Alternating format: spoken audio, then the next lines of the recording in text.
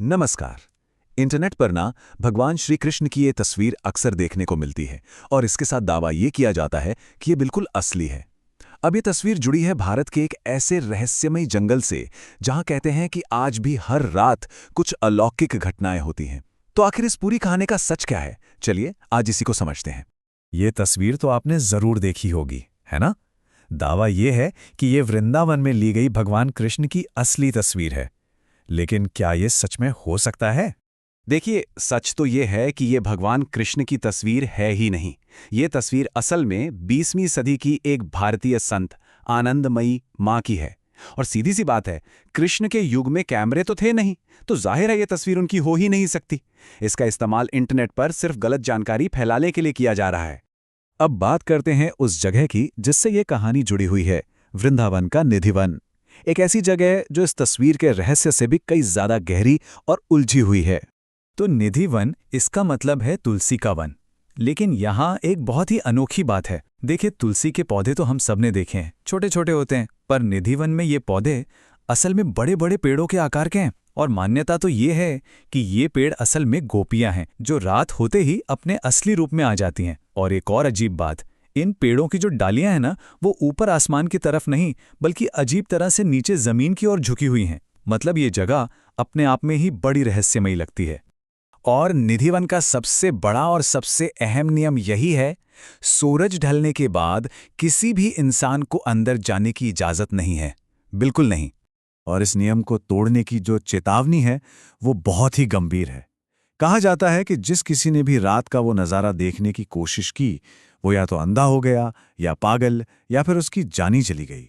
शायद यही वजह है कि आज तक इसका कोई ऑफिशियल आई विटनेस मतलब चश्मदीद गवाह नहीं मिलता। तो इस सारे रहस्य और इस पाबंदी के पीछे की वजह है एक दिव्य घटना। माना यह जाता है कि हर रात यहाँ भगवान कृष्ण और राधा गोपियों के साथ रासलीला करते हैं।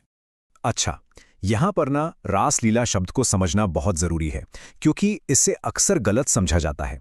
ये असल में भक्त और भगवान के बीच एक आध्यात्मिक मिलन का प्रतीक है, जिसे डांस के रूप में एक्सप्रेस किया जाता है। इसका दुनियावी इच्छाओं से कोई लेना देना नहीं है, जैसा कि हमें कई बार टीवी और फिल्मों में दिखाया जाता है। ये उससे बिल्कुल अलग है। अब इस दिव्य उपस्थिति के सबूत के तौर पर एक और बात कही जाती है।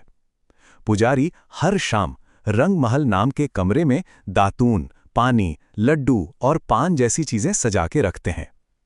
फिर दरवाजे बंद कर दिए जाते हैं और जब सुबह दरवाजे खोले जाते हैं तो ये सारी चीजें बिखरी हुई और इस्तेमाल की हुई मिलती हैं, जैसे रात में सचमुच कोई यहां आया हो। तो चलिए अब जरा देखते हैं कि ये जो प्राचीन कथा है, ये आज की हकीकत के सामने कहां तक टिकती है। तो अब जरा कथा और आज की हकीकत को आमने सामने रखकर देखते हैं। देखिए, कथाओं में निधिवन एक बहुत बड़ा एकांत जंगल हुआ करता था, लेकिन आज कंस्ट्रक्शन की वजह से ये काफी सिकुड़ गया है। कहानियों में कहते हैं कि आसपास के घरों की खिड़कियां ईंटों से बंद कर दी जाती थीं, पर आज की सच्चाई ये है कि निधिवन के चारों तरफ 3-3 मंजिला इमारतें हैं जिनकी खिड़कियां खुली रहती हैं। मतलब अगर कोई चाहे तो पास की छतों से अंदर देखना बहुत आसान है। और सच तो ये है कि कई रिसर्चर्स, यूट्यूबर्स और पत्रकारों ने इन सारी चेतावनियों को नज़रअंदाज किया है। वो अंधेरा होने के बाद जंगल के अंदर गए और अपने अनुभवों को कैमरे में रिकॉर्ड भी किया है। तो रात में की गई इन खोजों का नतीजा क्या निकला? खैर, उन्हें कोई रासलीला या दिव्य नृत्य नहीं दिखा, और ना ही वे अंधे हुए, ना पागल, और ना ही उनकी जान गई। उनके बनाए हुए वीडियो आज भी इंटरनेट पर मौजूद हैं, और ये सब कथा की चेतावनियों के ठीक उल्टा है। अब ये जो विरोधाभास है, ये हमें एक ज्यादा गहरे और शायद कुछ मुश्किल सवाल की तरफ ले जाता है।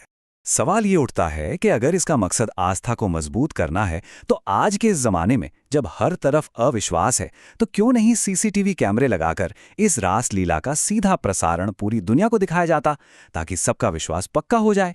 और यहीं पर आकर ये पूरी चर्चा सबूतों की तलाश से हटकर आस्था के असली मतलब पर आ जाती है। और ये बात हमें इस चर्चा के मूल संदेश तक ले आती है कि इन पवित्र कहानियों का असली मकसद, असली उद्देश्य क्या है। देखिए, यहाँ आस्था के 2 रास्ते दिखाए गए हैं। एक रास्ता है प्रमाण यानी सबूत खोजने का। हम बाहरी वैज्ञानिक पुष्टि चाहते हैं, जैसे क्या रामायण की कहानी एक ऐतिहासिक तथ्य है। और दूसरा रास्ता है अर्थ की खोज का। मतलब हम ये देखें कि रामायण हमें एक बेहतर जीवन जीने के बारे में क्या सिखाती है।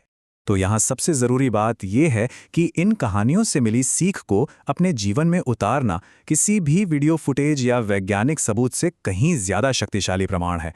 जब हम उन मूल्यों को अपनाते हैं तो हम खुद उस शिक्षा का एक जीता जागता सबूत बन जाते हैं। तो अंत में ये सवाल हमारे सामने खड़ा है कि ज़्यादा ज़रूरी क्या है, उस चमत्कार का सबूत खोजना या फिर उस चमत्कार के पीछे छिपे संदेश को समझना और उसे अपनी ज़िंदगी में उतारना। और इसका जवाब शायद हम सभी को अपने अंदर ही खोजना होगा।